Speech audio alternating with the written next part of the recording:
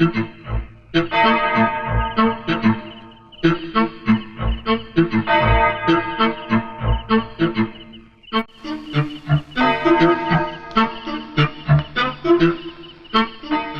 പതിവ് പോലെ മറ്റുള്ളവരുടെ കണ്ണു വെട്ടിച്ച് ഞാൻ സെക്കൻഡ് ഷോയ്ക്ക് ഇറങ്ങി.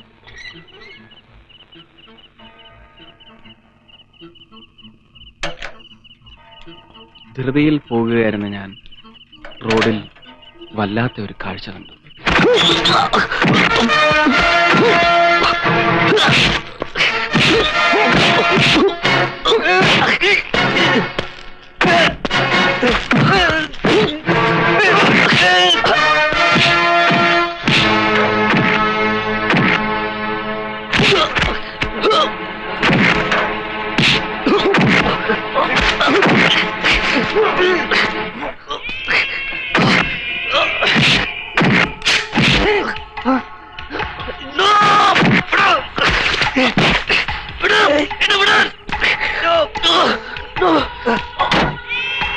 ജീവിതത്തിൽ ആകെ 2 പേരെ എന്റെ ദേഹത്തോട്ട് വേദനിപ്പിച്ചിട്ടുള്ളൂ. അതിലൊരാൾ എന്റെ ബിസിനസ് പാർട്ണർ യൂസുഫ് ഖാൻ. അയാൾ ഇന്ന് ജീവിച്ചിരിപ്പില്ല. എന്റെ ആദ്യത്തെ കൊലപാതകം അതായിരുന്നു. രണ്ടാമത്തെ ആൾ DIG മാരാർ, നിന്റെ ഡാഡി. ഒരിക്കൽ 24 മണിക്കൂർ എന്നെ അയാളുടെ കസ്റ്റഡി കെട്ടി. കാലിലെ പെരുവിരൽ മുതൽ ശിരസ് വരെ ഇഞ്ചിഞ്ചായി നിന്റെ ഡാഡി എന്നെ തല്ലിച്ചതച്ചു. കാലപ്പഴക്കം ചെല്ലും തോറും പ്രതികാരത്തിന് മൂർച്ച കുറയുകയാണ് പതിവ്. പക്ഷെ എന്റെ കാര്യത്തിൽ നേരെ മറിച്ച 2 പ്രാവശ്യം അയാളുടെ തലയ്ക്ക് ഞാൻ ഉന്നം വെച്ചു. ആയുസിന്റെ ബലം കൊണ്ട് മാത്രമാണ് നിന്റെ ഡാഡി ഇത്രയും നാൾ രക്ഷപ്പെട്ടത്. വീണ്ടും ഒന്ന് ശ്രമിച്ചാൽ ഹൈദർക്ക് അയാളെ കൊല്ലാം. വയസ്സുകാലത്ത് ആകെയുള്ള മകന്റെ മരണത്തോളം വരില്ലല്ലോ മറ്റൊരു വേദനയും പ്രതികാരവും.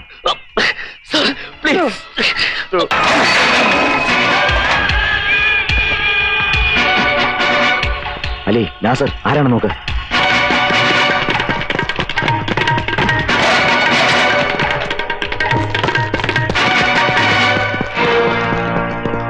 ഈ ബോർഡ് രണ്ടിടത്ത് മാറ്റിയിട്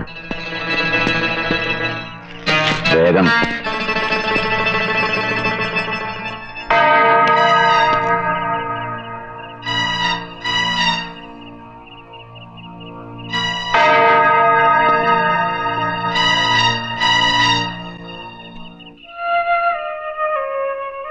മൂന്നാല് ദിവസം ആരോടും ഒന്നും ഞാൻ പറഞ്ഞില്ല.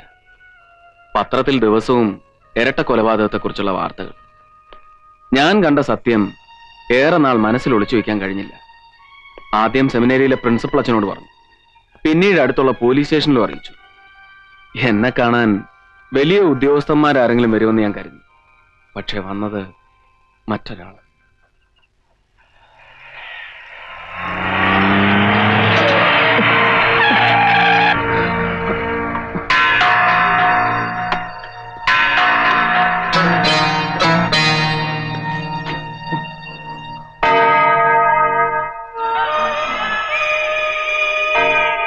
ഇതിനെന്ത് വില വരും? 5 രൂപ. അതൊന്ന് വാങ്ങിയപ്പോഴല്ലേ.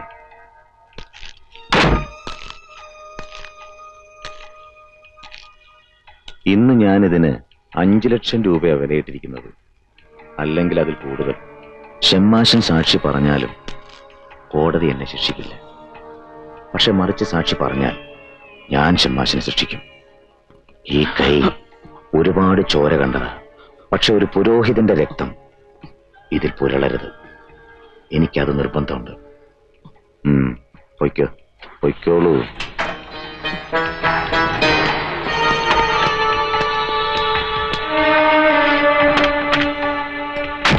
ഹൈദറുടെ ഭീഷണി കേട്ടപ്പോ ഭയത്തെക്കാളേറെ വാശിയാണ് എനിക്ക് തോന്നിയത്. എന്ത് വന്നാലും സാക്ഷി പറയണമെന്ന് ഞാൻ ഉറപ്പിച്ചു. പോലീസിനെ അത്ര വിശ്വാസമില്ലാത്തതുകൊണ്ടാണ് നരസിംഹ മന്നാടിയാരെ ഞാൻ വിവരം അറിയിച്ചത്. പോലീസിന് സത്യമല്ല, ഹൈദറാണ് വലുത്. അതുകൊണ്ടാണല്ലോ എന്നെ വിലയ്ക്ക് വാങ്ങാൻ ഹൈദർ തന്നെ വന്നത്. ഹോം മിനിസ്റ്റർക്കും IG-ക്കും എന്നോട് എന്തൊക്കെയോ സംസാരിക്കാനുണ്ടെന്ന്. പക്ഷെ എനിക്ക് പറയാനുള്ളത് മുഴുവൻ മന്നാടിയാരോടാണ്. അതുകൊണ്ടാണ് ഒന്ന് കാണണമെന്നും പറഞ്ഞ് മന്നാടിയാർക്ക് ഞാൻ ഫോൺ ചെയ്തു. ഹൈദറുടെ കുത്തേറ്റ് വീരസിംഹം പിടയുന്നത് ഈ കണ്ണുകൊണ്ട് ഞാൻ കണ്ടതാണ്. ഒരു ഐഡന്റിഫിക്കേഷൻ പരേഡും വേണ്ട ഹൈദറെ എനിക്ക് തിരിച്ചറിയാൻ. കോർട്ടിൽ ഷമ്മാശൻ ഐ വിറ്റ്നസ് ആകുമ്പോൾ അതിന് വിലയുണ്ട്. പക്ഷെ ആ സത്യം പറയുന്നത് വരെയെങ്കിലും എനിക്ക് ജീവിച്ചിരിക്കണം.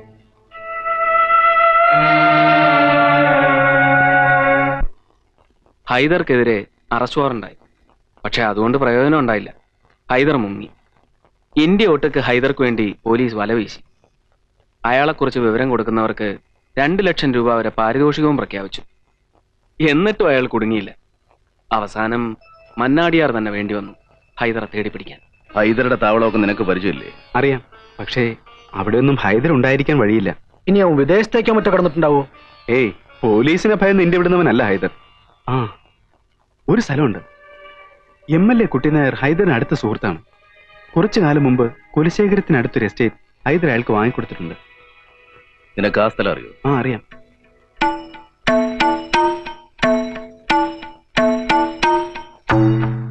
ആ നാസറേ, എല്ലായിടത്തും ഒരു കണ്ണ് വേണം. ഇക്കാ തനിച്ചേ ഉള്ളൂ, അറിയാലോ. ഞങ്ങൾ നാളെ രാവിലെ വരും. ശരി.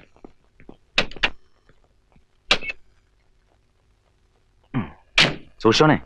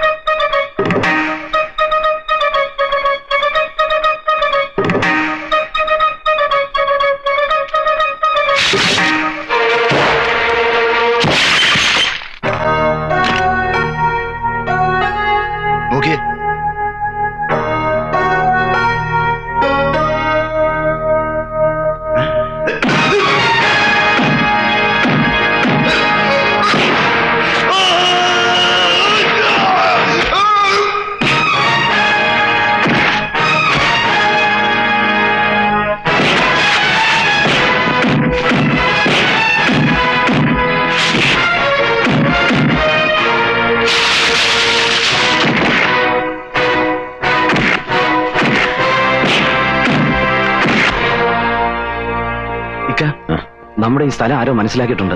പോലീസ് എത്തുന്നതിന് മുമ്പ് ഇവിടെ നിന്ന് രക്ഷപ്പെടണം. ഇവിടുത്തെ കാര്യങ്ങൾ ഞങ്ങൾ നോക്കിക്കോളാം.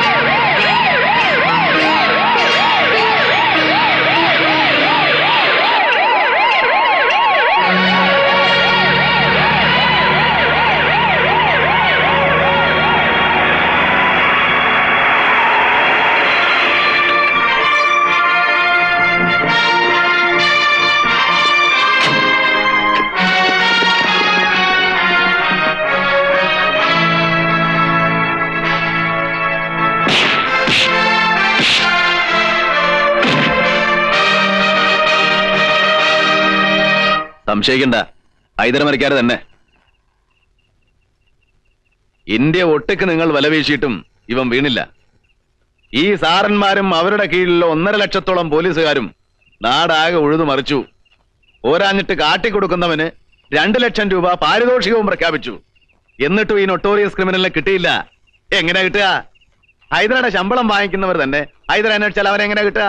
അതുകൊണ്ടല്ലേ നിങ്ങളുടെയൊക്കെ മൂക്കിന്റെ തുമ്പത്ത് ഉത്തരവാദിത്തപ്പെട്ടവരുടെ സംരക്ഷണയിൽ തന്നെ ഇവൻ ഇത്രയും കാലം കഴിഞ്ഞത്. ഇവനെ ഈ റാസ്കലിനെ ആരാ പോലീസിന്റെ പണി ഏൽപ്പിച്ചത്? നിന്റെ തന്ത. മനുഷ്യര് കയറിയിരിക്കുന്നിടത്ത് കയറിയിരുന്ന് 4 കാലും വാലുമുള്ള ജന്തുവിന്റെ സ്വഭാവം കാണിക്കുന്നവനല്ലേ നീ? തോന്നിയാസം പറയുന്നോ? ഞാൻ ആരാണെന്നറിയാം നിനക്ക്? അറിയാം. ജനങ്ങളുടെ വിവരക്കേട് കൊണ്ടൊരു MLA. 15 വർഷം മുമ്പ് എന്റെ മുമ്പിൽ ഓച്ചാനിച്ചു നിന്ന എന്റെ ഡ്രൈവർ.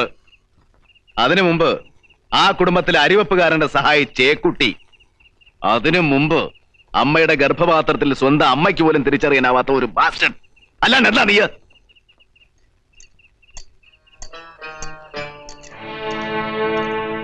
കൊണ്ടുപോയിക്കോളൂ. പ്രഖ്യാപിച്ച തുക ഏതെങ്കിലും നല്ല കാര്യത്തിന് വേണ്ടി ചെലവാക്കുക. പിടികിട്ടാ പുള്ളിയെ പോലീസ് സംഘം എസ്റ്റേറ്റ് ബംഗ്ലാവിൽ വെച്ച് അറസ്റ്റ് ചെയ്തു എന്ന് പത്രങ്ങൾക്കൊരു വാർത്തയും കൊടുത്തേക്കുക. മന്നാടിയാർക്ക് ക്രെഡിറ്റ് വേണ്ട. നരസിംഹം,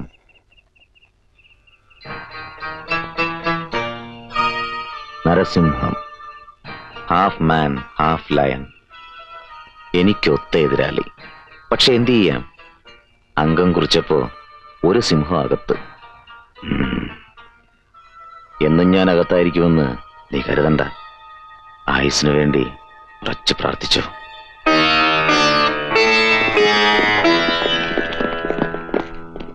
ഹൈക്കോർട്ടിലും സുപ്രീം കോർട്ടിലും കൊടുത്ത അപ്പീലുകളും ഹൈദർ പ്രസിഡന്റിന് നൽകിയ ദയാഹർജിയും തള്ളിക്കിട്ടാൻ നീണ്ട 3 വർഷമെടുത്തു. ഇതിനിടയ്ക്ക് എന്റെ പേര് SI സെലക്ഷൻ ലിസ്റ്റിൽ ഉണ്ടായിരുന്നു എന്ന് അറിയാമായിരുന്ന മാരാർ സാറ് എന്റെ സ്വയരക്ഷ കൂടി കണക്കിലെടുത്ത് പോലീസ് ഡിപ്പാർട്ട്മെന്റിൽ ചേരാൻ എന്നെ ഉപദേശിച്ചു. മനുഷ്യ സേവനം കഴിഞ്ഞിട്ടാകാം ഈശ്വര സേവനമെന്ന് ഞാനും വിചാരിച്ചു. നേരും നിറിവുള്ളവർക്ക് ഈ തൊഴിൽ ചേരില്ല എന്ന് ഏമാൻ ഇപ്പൊ തോന്നുന്നുണ്ട?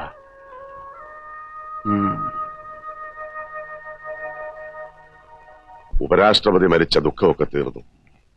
മറ്റന്നാൾ രാവിലെ ഹൈദരുടെ ശിക്ഷ നടപ്പാക്കാൻ ഓർഡറായിട്ടുണ്ട്. ശിക്ഷ നടപ്പാക്കിയാൽ അന്ന് ഞാൻ എന്റെ യൂണിഫോം ഊരിവെക്കും. 1 വർഷം കൂടി സർവീസിൽ ബാക്കിയുണ്ട്. എന്നാലും വേണ്ട, എനിക്ക് മതിയായി. ഒരാഗ്രഹമേ ബാക്കിയുള്ളൂ. മോന്റെ ചിതാപുഷ്പം ഞാൻ സൂക്ഷിച്ചു വെച്ചിട്ടുണ്ട്. അത് കാശിയിലോ രാമേശ്വരത്തോ കൊണ്ടുപോയി നിമജ്ജനം ചെയ്യണം.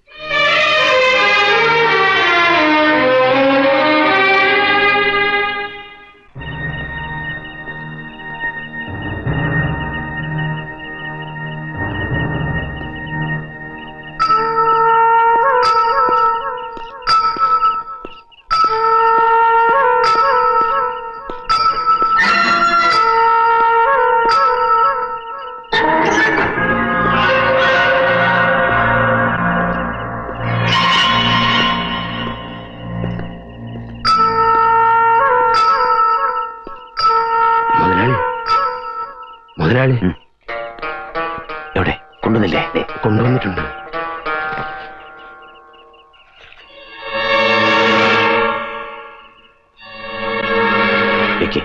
മുതലാളി എന്റെ ജോലി വെക്കടോ പിടി.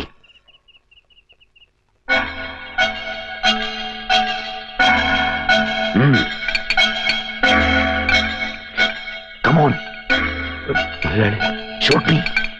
ഷൂട്ട് ചെയ്യാൻ. മുതലാളി എന്താ ഇതിലെടുക്ക്.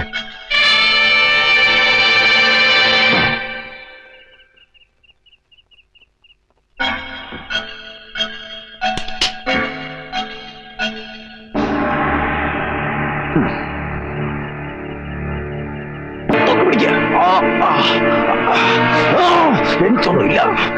എല്ലാരും ഫോൺ ചെയ്ത് വിവരം അറിയിക്കുക.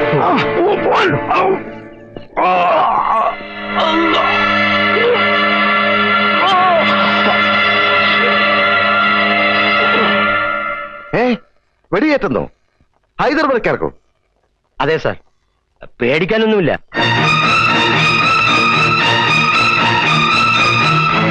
ഡോക്ടർ ഇക്ക, ഡ്യൂട്ടി ഡോക്ടർ എനിക്ക് ഫോൺ ചെയ്തപ്പോൾ 10 മിനിറ്റ് നേരത്തെ ഒരു മൈനർ ഓപ്പറേഷൻ മതി എന്നാ പറഞ്ഞത്. ഒന്നും പേടിക്കണ്ട. എന്നെ എന്താ ചെയ്യാൻ പോന്നെ? പേടിക്കാനൊന്നുമില്ല. Very minor operation. ബുള്ളറ്റ് മാറ്റിയാൽ മതി. ഒരാഴ്ചക്കുള്ളിൽ മുറിവ് ഉണങ്ങുകയും ചെയ്യും. നോ നോ, എനിക്കൊരു കാര്യം പറയാനുണ്ട്. ഇവരോടെല്ലാം പുറത്തു പോകാൻ പറയാ. എന്താ? എനിക്കൊരു മേജർ ഓപ്പറേഷൻ വേണം. എന്റെ കാല് മുറിച്ചു കളയണം. വാട്ട്? കാല് മുറിച്ചു കളയാൻ? എന്തായി പറയുന്നു? മുറിച്ചു കളയാൻ എത്ര വേണമെന്ന് ഡോക്ടർ പറഞ്ഞാ മതി. പെട്ടെന്നൊരു തുക പറയാം, കിട്ടണില്ലെങ്കിൽ പിന്നെ ഓർത്ത് പറഞ്ഞാ മതി.